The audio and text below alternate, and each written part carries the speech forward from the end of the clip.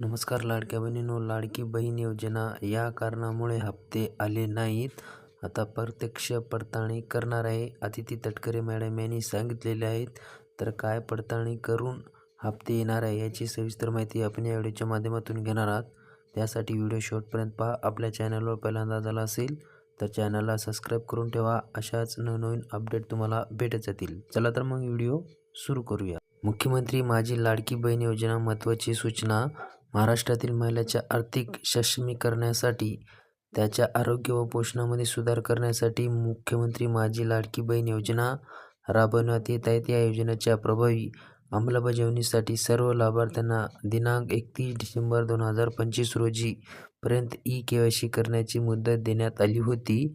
तथापि काही कारणास्तव ई-केवायसी करताना चुकीचा पर्याय निवडण्याची बाब निदर्शनास आली. म्हणून योजनेच्या निकषानुसार या लाभार्थी महिलेची क्षेत्रीय स्तरावर अंगणवाडी सेविकामार्फत प्रत्यक्ष पडताळणी करून फिजिकल व्हेरिफिकेशन करण्याची सूचना राज्यातील सर्व जिल्हाधिकाऱ्यांना देण्यात आलेली आहे. आता यामध्ये केवायसी करताना जे चुका झालेल्या आहेत ते आता प्रत्यक्ष अंगणवाडी सेविका जाऊन प्रत्यक्ष फिजिकल व्हेरिफिकेशन करण्यात येणार आहे. आता ज्या लाडक्या बहिणींचे पैसे आलेले नाहीत त्यांचे व्हेरिफिकेशन होईल. व्हेरिफिकेशन झाल्यानंतर त्यांना हप्ता चालू होऊ शकतो.